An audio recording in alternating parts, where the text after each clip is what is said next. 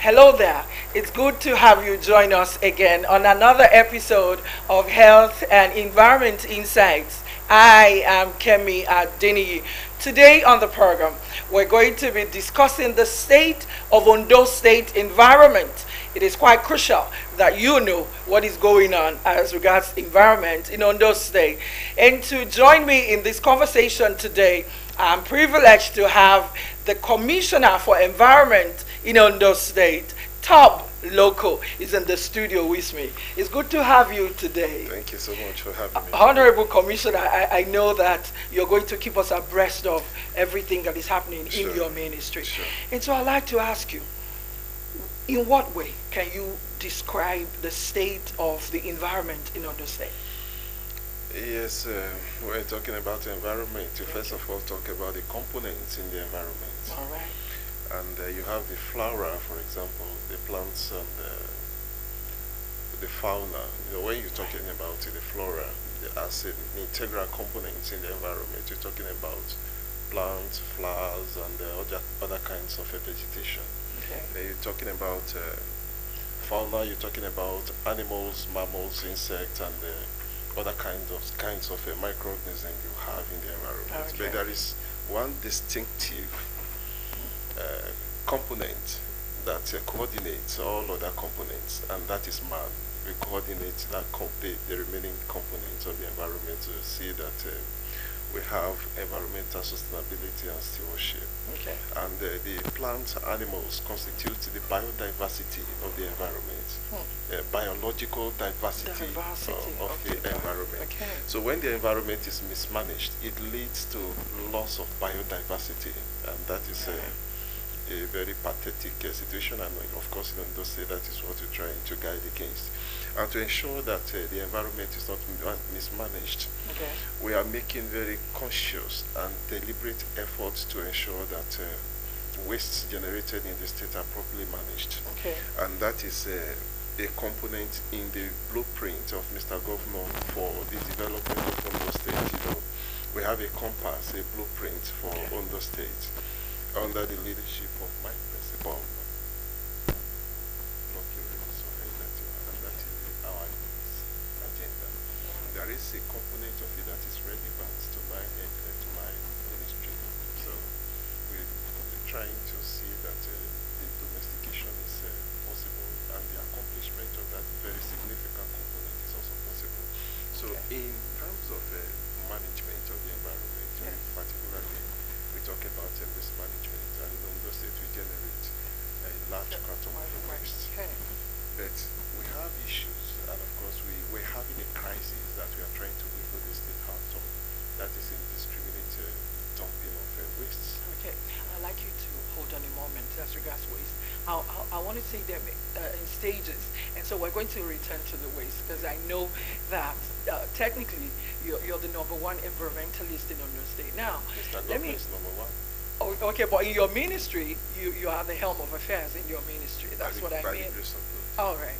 Now, I'd like to ask, for everything we do, for every assignment we have to carry out, there are some noticeable, specific challenges that are quite pressing.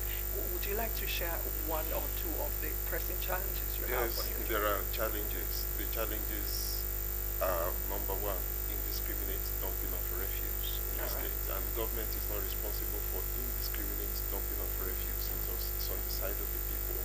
So as a responsible government, what we're trying to do is to raise the consciousness, the awareness level of the people, so that the issue of indiscriminate dumping of refuse is addressed. But now that it has been addressed, what effort are we making?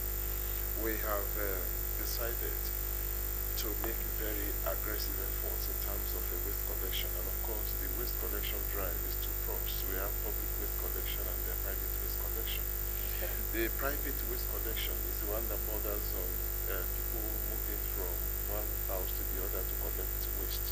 And that is done by the private sector participants who came with their trucks to ensure that to partner pack with your waste. ministry.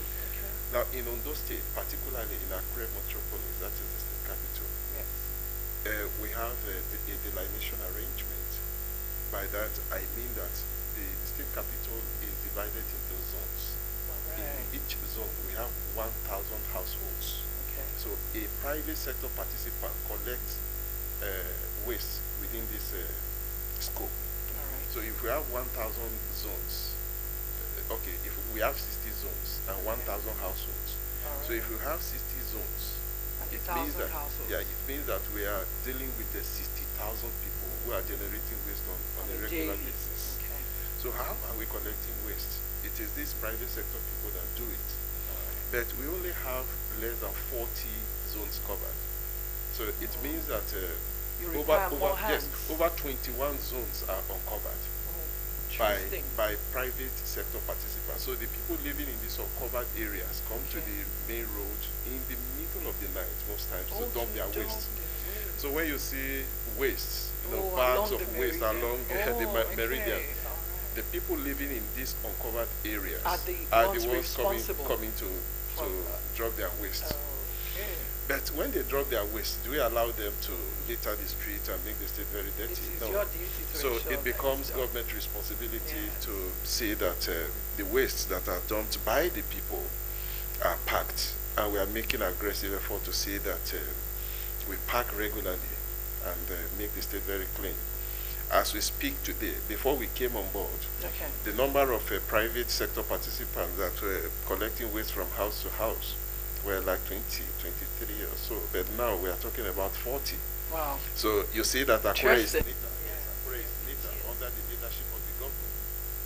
And for public waste collection with trucks, it became very complicated when we discovered that there was no trucks to acquire and to collect public waste. But as I speak with you, the governor has given us directive to say that we acquire trucks More for trucks. government to ensure public waste collection. So the days ahead are very promising, and by the grace of God, we'll return Accra to its former glory as the cleanest state capital in Nigeria, and Accra the cleanest state. We look forward to you achieving that feat. It will. And so I believe that for work done, they say feedback is the food of champions. And so for the work you have done, we expect that you will do more in the course of time. Now, I would like to ask you about the monthly environmental sanitation exercise. I know for a fact that your team has been going out to carry out enforcement on a monthly basis. Now tell me, is this covering the 18 local governments of Ondo State, or it is just done in the state capital, so that probably your principal would know that, oh, the commissioner is out? And it's a two-way question. I'm also going to add, for Federal Road Safety Corps, for instance, we know that they have some road marshals, people who are locally in the community that would partner with you to ensure enforcement. So in your field, on your duty, what are you doing to carry out, to carry along the immediate community on enforcement of sanitation exercise? Yes, enforcement is very important, and it was not as serious as the way we are doing it now. You see me on the road most times, and that is what the government directed. You don't need to sit in your office. And expect Go work to be on done. the road, go to the road, and ensure that the state is clean.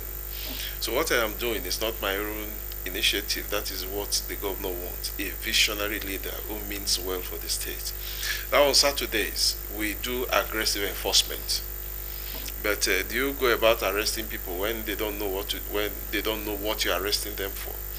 That Okay. is the reason we are trying, To firing sensitize. on all cylinders to raise the awareness level of our people to see that environmental sanitation is taken seriously.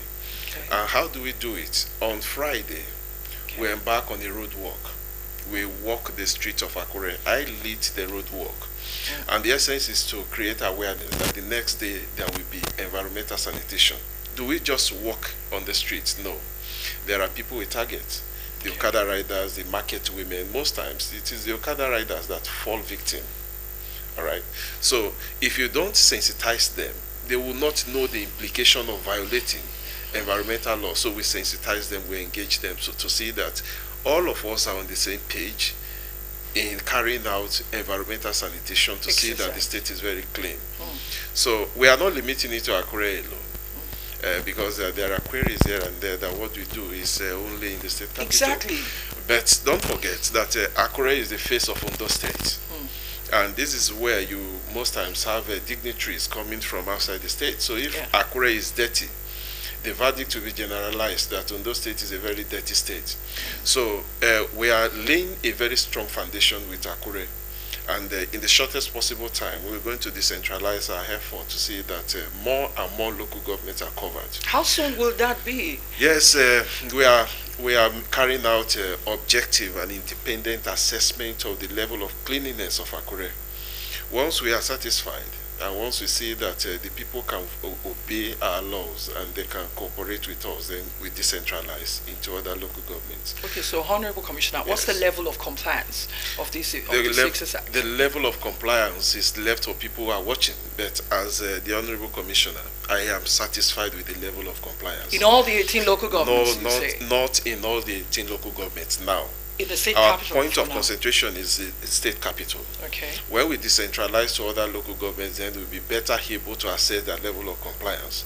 But here, I can tell you confidently that the level of compliance is over 80%. Okay. It's over 80%. You know, when we started 2 months ago, when I came on board, Mr. Governor directed that no, you have to take this very seriously. But you don't go about arresting people without sensitizing them. That is from the governor. Exactly. I agreed with him completely, and that is what we're doing. So we sensitize, then we arrest. When we started, we arrested over 50 offenders. But fast forward to last month, we arrested less than 30 offenders. It's increasing. And you will bear me witness that Akure is becoming neater every day. We can only get better, but I think in comparison to where we're coming from, it looks we are not where we want to be, but certainly we are not where we used to be. Yes. Okay, now let's talk about the predictions of NIMES and NISA, that's the Nigerian Hydrological Service Agency. The Hydrological Service Agency, now we know that there are some predictions that are available according to statistics, especially as regards flooding. Now, what's your level of preparedness to mitigate possible flooding in Ondo State? Yes, government is not run on emotions. You have to be very deliberate and intentional with what you want to do. You have to be clear-headed and visionary. So when I came on board, I said, before I delve into that arena, let me quickly say that in Ondo State we find NIMET very credible. So we take their predictions very seriously. Okay. So when we came on board, we evolved a strategy to cope with ecological issues like flooding. We came up with a flow chart. In fact, I generated the flow chart, though I received input from other directors. And that we came up with this flow chart that one, we have to prevent, we have to be proactive if we want to deal with flooding. In the preventive approach, we have to identify those areas that are flooded regularly whenever it rains, especially in the coastal line of the state. Okay. That is flood mapping. We did a selective flood mapping to identify those areas that are regularly flooded. Then we didn't stop there. We went further to understudy the factors that are topographical factors that are responsible for flooding of those communities. It is because of because the drainages are blocked. If the drainages are blocked, we have to desilt. Is it because we have to channelize? You know, if the water concentration is much, you have to create channels for it to flow so that the terrain will not be flooded. So do you have to channelize? Then we channelize where necessary, depending on the peculiarity of the environment. In the preventive approach, we considering desilting, we're considering channelization. But for channelization, the technical assistant to Mr. Governor on flood matters is doing a very good job. Of course, the state has amphibian machines that we deploy to open up areas where water is concentrated whenever it is raining, and he's doing a very good job. You'll agree with me that recently, NIMET released a warning alert to state. Ondo State was excluded. It was not a coincidence. It's as a result of the very serious effort Mr. Governor is making. Then in the proactive flank of it, for example, we have done our selective mapping. And by commission of mission, we were unable to map some communities, and it has rained. Those areas are flooded. What do? Do we have to relocate? I'd like you to hold on a moment. I'll come back to expanding that scope, especially to mitigate flooding. We'll go on a break now. When we return, the conversation will continue with the commissioner. Don't go away.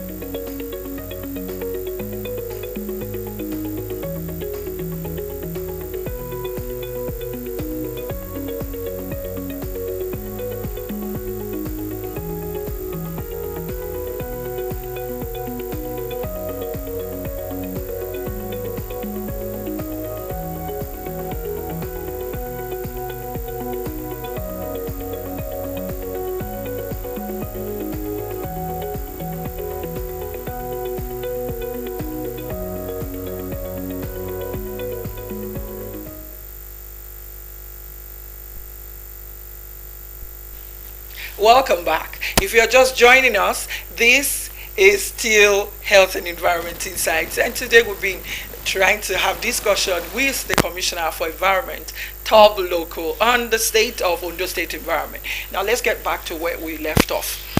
The channelization.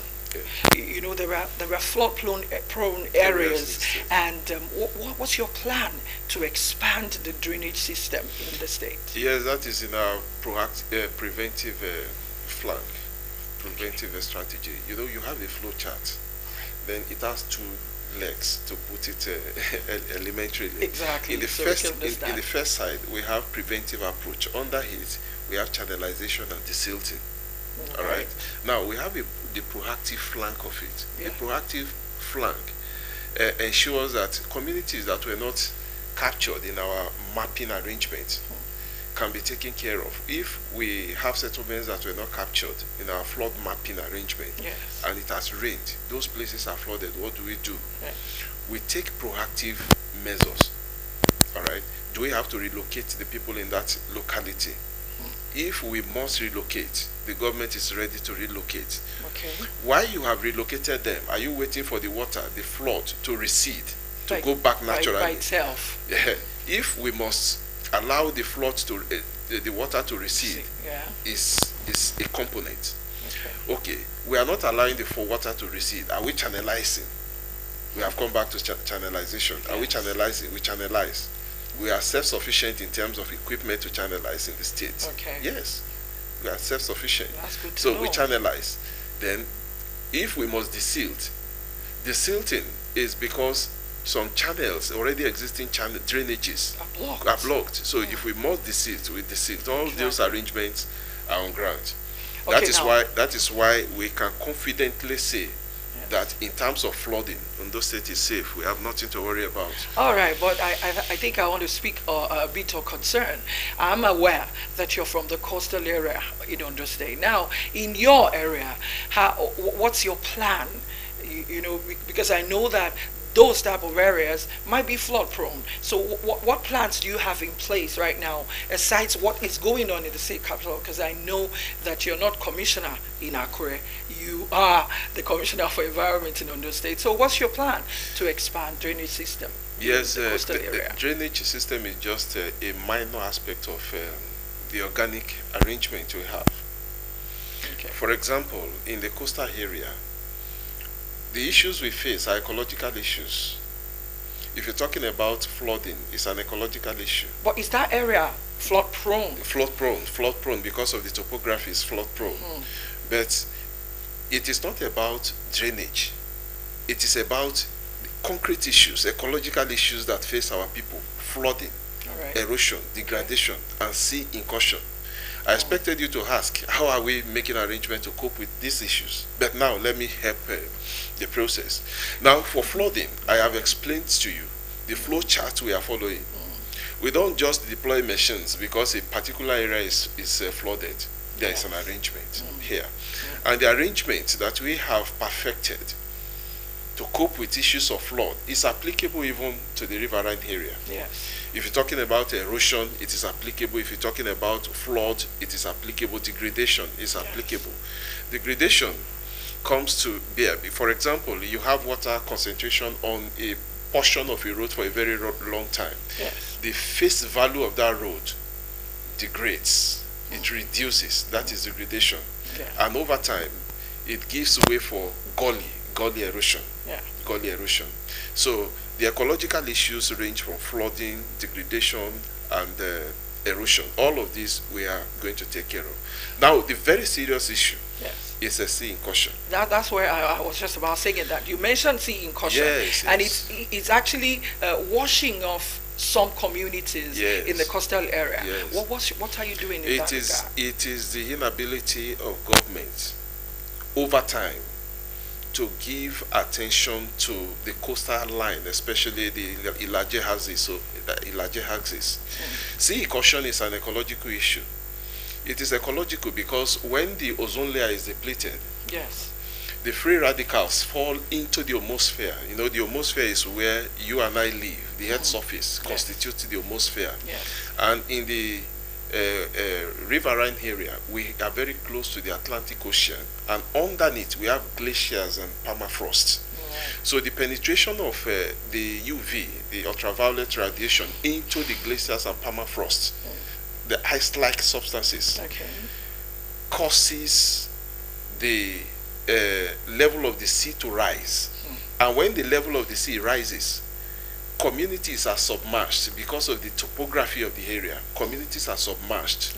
And when communities are submerged, people become displaced. And that is exactly what is happening in that area, especially Aetoro. People are less let me I apologize. I don't mean to interject, but I'd like to say this. You mentioned previous governments have not been able to do anything, but I want to say today that it is more beautiful because the executive governor of Ondo State is also from the South Senatorial District of this state. That is why and that's where you are also from. That is why we are taking this seriously. And so there should be, and that's why both of you should do something quite exemplary at this time, especially so that the sea incursion problem will be a thing of the past. We're working out to see that a reclamation is done. We're working out to see that what people see as a disadvantage is turned to an advantage for the economic growth of the people. We are very deliberate and intentional about Aetoro. And in the weeks ahead, people will see results. It's not about theatrics. It's not about, it's not for the optics. We are taking very aggressive moves to see that the issue of Aetoro is a thing of the past. It's so good to know. And one other thing is the exposure of our people to free radicals. People do not talk much about it, but it's a very serious issue. When there is radiation of the sun, it causes global warming. But in Ondo State, it's not global warming we are talking about.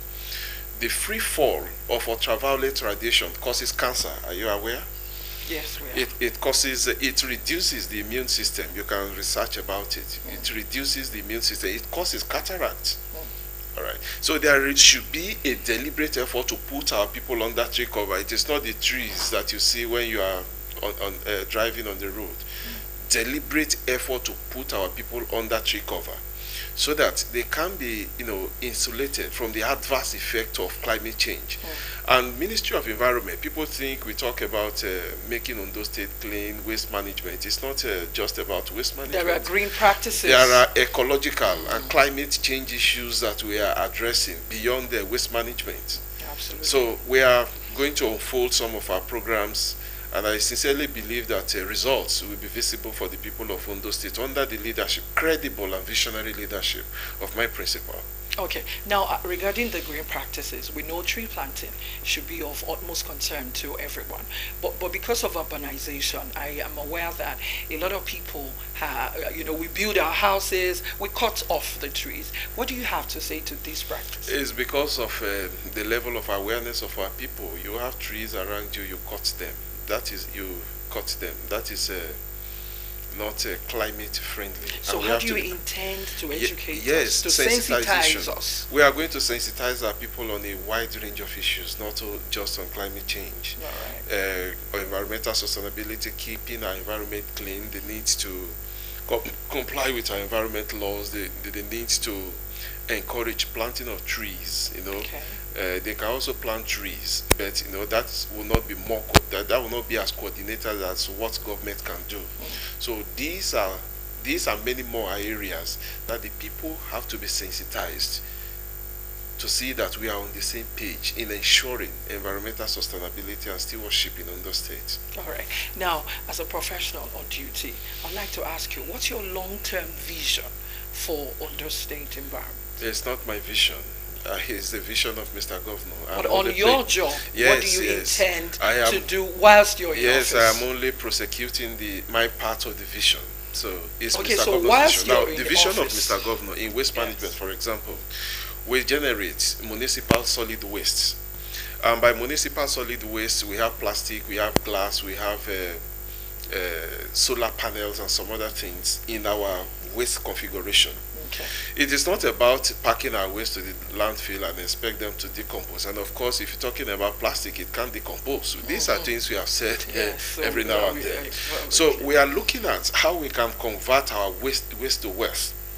The state stands to benefit Yes. on multiple fronts from waste to wealth. All right. I now, know- now on waste to wealth, we create jobs for our people and generate revenue for government. Yes. But how is that possible? That, I think, should be your concern. Maybe by the next time I bring you on this No program, No you'll be able to analyze and also keep We have done a informing lot and of that, and educating we are ready us. to tell our people. Let them Thank be aware you of so what. much indeed. We want the people of Ondo State to be aware of what government is doing. Yes, Yes. And that's a bit of Yes. it you have enumerated Yes, on this program. Thank you so much indeed, Honorable Commissioner. And by for the time coming. we are through, Yes. they will have a reason to say thank you to Mr. Governor. Thank you so much indeed for coming. It's good Thank to you. have this conversation with you. Thank On you. this note, we'll call it a wrap today. I look forward to seeing you around again on this program. It's bye for now.